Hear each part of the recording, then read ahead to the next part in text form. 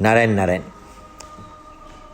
धर्म क्या है, अपने अपने धर्म को क्या कैसे पहचाने। दो तरह के धर्म होते हैं।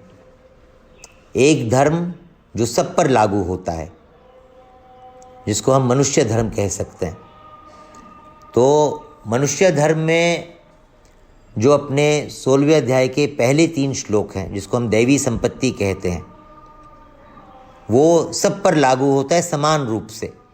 वहाँ पे स्त्री, पुत्र, ब्राह्मण, क्षत्रिय, वैश्य, शूद्र, हिंदू, मुसलमान, अलग अलग धर्म की बात नहीं आती है। वो समान रूप से मनुष्य मात्र पर लागू होता है। एक होता है विशेष धर्म। विशेष धर्म सबका अलग अलग होता है। हिंदू का अलग है, मुसलमान का अलग है, ईसाई का अलग है, स्त्री का अलग है, पुरुष का अलग है, ब्राह्मण का अलग है, क्षत्रिय का अलग है, वैश्य का अलग है, शूद्र का अलग है। ये हुआ विशेष धर्म। तो विशेष धर्म जो है, जो अपने शास्त्र हमें विशेष धर्म जो बता रहे हैं, वो अपने स्वभाव के अनुसार बता रहे हैं। अपना जो स्वभाव होता है, उस स्वभाव के अनुसार हम जिन कर्मों को स्वाभाविक रीति से कर सकते हैं, जहाँ पे हमें परिश्रम नहीं होता, जहाँ पे हमारा कर्तृत्व नहीं होता, जिसको हम हैबिचुअल वे में ही ऑटोमेटिकली जो होता है, जो ऑटो पायलट में जो क्रियाएं हो रही हैं, वो क्रियाएं हो जाती है और हमें लगता भी नहीं है कि हमने कुछ किया। जिस चीज़ की हमें आदत हो जाती है, उस चीज़ को करने में परिश्रम नहीं होता। सही है? तो जो चीज़ हम स्वाभाविक रीति से, जो हमारे शरीर के द्वारा हो रही है, जो हमारे द्वारा हो रही है, जिसको हम स्वाभाविक कर्म कहेंगे, वो स्वाभाविक कर्म ही हमारे शास्त्र हमें नियत कर्म बताते हैं। नियत कर्म माने इन कर्मों को हमें करना चाहिए, और वो नियत कर्म ही मेरा स्वधर्म है। मेरा स्वधर्म माने मेरा निजी धर्म।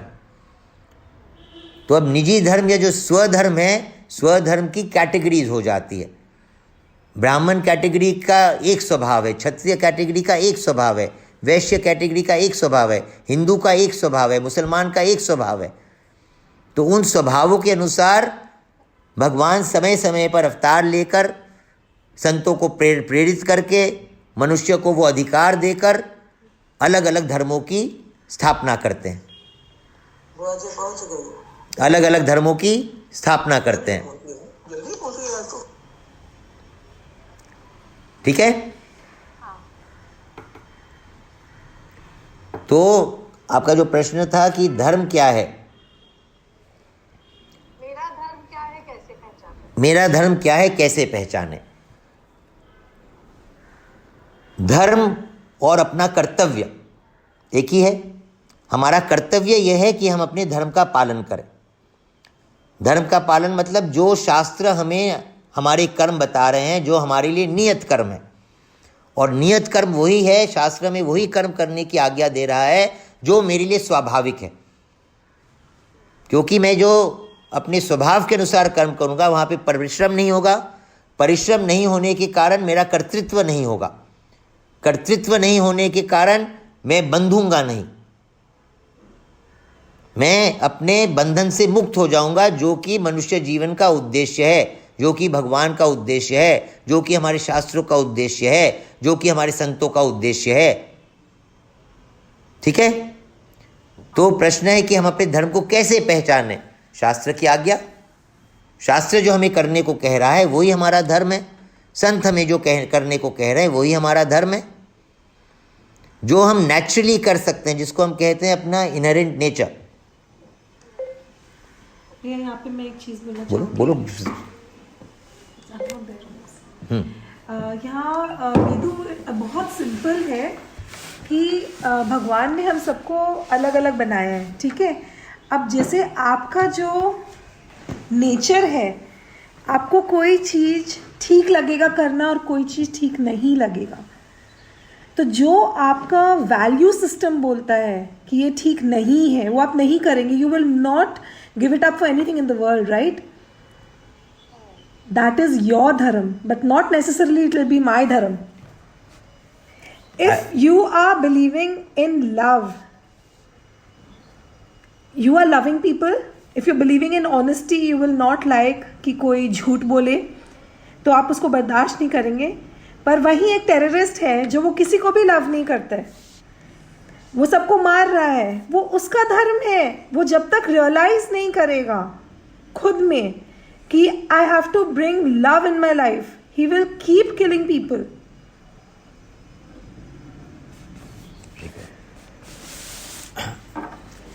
यहाँ पे मृदु जो बोली, शी इज गॉन आई से वन स्टेप अहेड. लव जो है, प्रेम जो है, वो सारे धर्मों के पालन करने का परिणाम है. मैं लव को धर्म नहीं मान सकता. लव जो है वो धर्म नहीं है, वो धर्म पालन का परिणाम है. धर्म जो है अपना जो स्वाभाविक कर्म है, जिस कर्म को, जैसे जो एक पॉइंट बताई कि हर एक का धर्म अलग अलग है, हर एक का धर्म अलग नहीं है, हर एक का स्वभाव अलग है. स्वभाव अलग. जितने साधक उतने साधन. तो स्वभाव के अनुसार हमें एक मार्ग चुनना पड़ेगा, परंतु जो मार्ग है उसमें मैं अकेला पथिक नहीं हूँ. आज मैं कुछ भी करने की कोशिश करता हूँ तो मैं अकेले कुछ नहीं कर सकता. मुझे संसार की, परिवार की, शरीर की आवश्यकता है. तो मुझे उनके साथ मिलकर, उनके साथ हार्मोनी बनाकर, हार्मोनी को क्या कहेंगे हिंदी में, उनके साथ एक उनके साथ एक होकर चलना पड़ेगा. तो वहाँ पे जो एक होने की बात है, वहाँ जो रूल्स जो बताया जा रहा है, धर्म जो बताया जा रहा है, वो कम्युनिटी रूल्स है. मैं इंडिविजुअल वो नहीं कर सकता.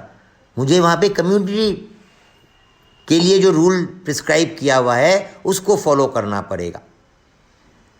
तो जहाँ ब्राह्मण, क्षत्रिय, वैश्य, शूद्र हम बता रहे हैं, या हिंदू मुसलमान जो भी बता रहे हैं, वो सब आप एक कम्युनिटी की दृष्टि से देखिए. आज ब्राह्मण का जो धर्म है, ब्राह्मण के लिए जो सही है या ब्राह्मण के लिए जो गलत है, वो शूद्र के लिए गलत नहीं है. क्योंकि वहाँ पे उसके स्वभाव के अनुसार ये जो विभाग है, ब्राह्मण, क्षत्रिय, वैश्य, शूद्र, ये विभाग हमारे धर्म में जितना है, हिंदू धर्म में जितना है, ऐसा और किसी भी धर्म में नहीं है.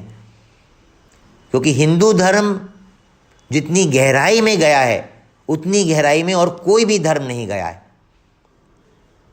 जिसको आज हिंदू धर्म में बच्चे के जन्म से पहले गर्भाधान कैसे किया जाता है, किस काल में, किस पोजीशन में, किस स्थान में, सब चीज़ का आपको ज्ञान मिलेगा. सब चीज़ वहाँ पे बताया गया है. और गर्भाधान के पहले से लेकर मृत्यु के बाद तक क्या करना है, कैसे करना है, वो भी आपको बताया गया है. तो इतनी गहरी रीति से विचार जो है, खाना पीना, नहाना, चलना फिरना, बोलना, सोना, सब चीज़ डिटेल में आपके शास्त्र आपको बताए हैं. और एकमात्र उद्देश्य, जैसे हमने आज पढ़ा, एकमात्र उद्देश्य है आपका हित, आपका कल्याण. तो इतनी डेप्थ में और आपको कोई भी धर्म में नहीं मिलेगा ये विभाजन. तो मूल प्रश्न सिंपल मैं आपको अगर आंसर करूं, मेरा धर्म क्या है? जो शास्त्र की आज्ञा है. आज के दिन शास्त्र की आज्ञा और सबका कल्याण, शास्त्र की आज्ञा और संसार का कल्याण, सबका कल्याण. धर्म would be my basic nature or it would be कि if I'm a mother तो अलग धर्म है, पत्नी का अलग धर्म है. धर्म आपका बदलता है. धर्म का मूल है मैं जिसके साथ व्यवहार कर रहा हूं उसके प्रति मेरा क्या धर्म है. आज मेरा कॉमन धर्म है स्त्री धर्म, पर अब जब मैं माँ हूं वहां पे मैं माँ का धर्म निभा रही हूं, माँ का रोल प्ले कर रही हूं. पत्नी हूं तो पत्नी का कर रही हूं, मित्र हूं तो मित्र का कर रही हूं. पर मैं कौन हूं? मैं पत्नी नहीं हूं, मैं माँ नहीं हूं, मैं मित्र नहीं हूं, मैं स्त्री हूं. तो स्त्री धर्म जो है वो कॉमन धर्म है. एंड देन मेरे रोल के हिसाब से स्पेसिफिक धर्म हो जाता है, विशेष धर्म हो जाता है. वैसे ही पुरुष का एक कॉमन धर्म है और उसके रोल के हिसाब से उसका अलग अलग धर्म हो जाता है. उद्देश्य एक ही है, सबका उद्देश्य एक ही है, दूसरों का हित, सबका कल्याण, अपना कल्याण, भगवान की प्रसन्नता। धर्म की बात में गीता जी के अनुसार अंत में अर्जुन ने क्या कहा, जिसके बाद भगवान कुछ नहीं बोले, करिष्ये वचनम तव, मैं आपकी आज्ञा का पालन करूंगा। तो इसी को लेके अपने अपना धर्म मान ले। भगवान की आज्ञा ही हमारा धर्म है। शास्त्रों जो कह रहा है वो भगवान की आज्ञा है, संत जो कह रहे हैं वो भगवान की आज्ञा है, और हमारे मन में जो हमारा अंतर मन कह रहा है, इनर कॉन्शियस जो कह रहा है, उसको भी हम भगवान की आज्ञा मान सकते हैं। उसके अनुसार भी करना, भगवान की आज्ञा के अनुसार, उसको भगवान की आज्ञा मानकर उसके अनुसार भी हम कर सकते हैं। तो सेठ जी की पुस्तक है ध्यान अवस्था में प्रभु से वार्तालाप, उनका प्रासादिक ग्रंथ है ये। उसमें ये प्रश्न सेठ जी भगवान से करते हैं कि मैं किसको भगवान की आज्ञा मानूं, जो शास्त्र कह रहे हैं, जो संत कह रहे हैं, या जो मेरे अंतर मन से आवाज़ आ रही है। इन तीनों में से किसको मैं शास्त्र की आज्ञा मानूं, क्योंकि तीनों ही भगवान की आज्ञा मानूं, तीनों ही भगवान की आज्ञा हो सकते हैं। तो भगवान ने कहा इन तीन में से जहाँ पे दो उत्तर आपके एक समान हो, उसको भगवान की आज्ञा मान लेनी चाहिए। अगर संत और शास्त्र कुछ एक ही चीज़ कह रहे हैं, मन में कुछ और आ रहा है, तो संत और शास्त्र की बात मान लीजिए। अगर संत और आपके अंदर की मन आ रही है तो शास्त्र को छोड़ दीजिए। अगर शास्त्र और आपके मन की बात आ रही है तो संत को छोड़ दीजिए। माने उसके लिए उस जहाँ पे दो की एकता हो जाती है। अगर दो की एकता नहीं होती है, तीन अलग अलग बातें कह रहे हैं, तीनों में अलग अलग बातें मिल रही हैं, तो फिर सेठ जी कहते हैं, भगवान वहाँ कहते हैं हमें संत की बात माननी चाहिए, हमें संत की ही बात माननी चाहिए। क्यों?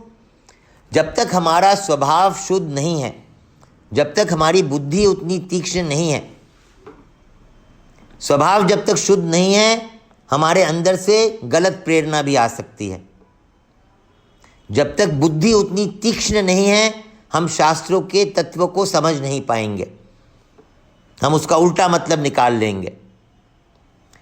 तो संत जो है वो हमारे स्वभाव को देखते हुए शास्त्रों से विपरीत बात हमें नहीं कहेंगे। तो इसलिए जब तक स्वभाव की पूर्णतः शुद्धि नहीं है और जब तक बुद्धि पूरी तरह से तीक्ष्ण नहीं है, तब तक हमें संतों की आज्ञा को ही अपना धर्म, अपना कर्तव्य, अपने लिए भगवान की आज्ञा माननी चाहिए। इसी पे प्रश्न किया सेठ जी ने, हम संत माने किसको? आज के दिन संत की परीक्षा करने की क्षमता मेरे में नहीं है। आज चेला गुरु की परीक्षा नहीं कर सकता कि ये गुरु बनने लायक है क्या, ये वास्तव में संत है क्या। बाहर का चोला, बाहर की क्रियाओं को देखकर हम संत को नहीं पहचान सकते।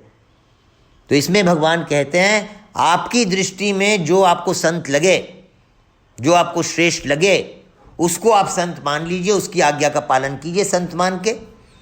अगर आप गलत डिसीजन लेते हैं, अगर वो वास्तव में हितकारक नहीं है आपके लिए, तो आपको घबराने की आवश्यकता नहीं है, क्योंकि आपने सच्चे हृदय से, सही नीयत से वो चुनाव किया है। सही है? तो महाराज जी इसमें कहते हैं आपने जिस स्कूल में एडमिशन लिया है, अब आप स्कूल में घुस के किसी भी क्लासरूम में किसी भी टीचर की क्लास में बैठ गए, आपको तो पता नहीं, स्कूल आप जानते हैं पर टीचर कौन, कहाँ पे क्या है वो तो नहीं पता, तो आप किसी गलत व्यक्ति को गुरु मान लिए, संत मान लिए। तो भगवान कहते हैं आपने जिस स्कूल में एडमिशन ली है, दाखिला लिया है, मैं उस स्कूल का हेडमास्टर हूँ, टीचर बदलने का काम मेरा है, उसकी चिंता आपको करने की आवश्यकता नहीं है। तो ये अपना धर्म है, ये अपना कर्तव्य है, इसका पालन करना चाहिए। एक गोल, एक नारायण नारायण नारायण नारायण।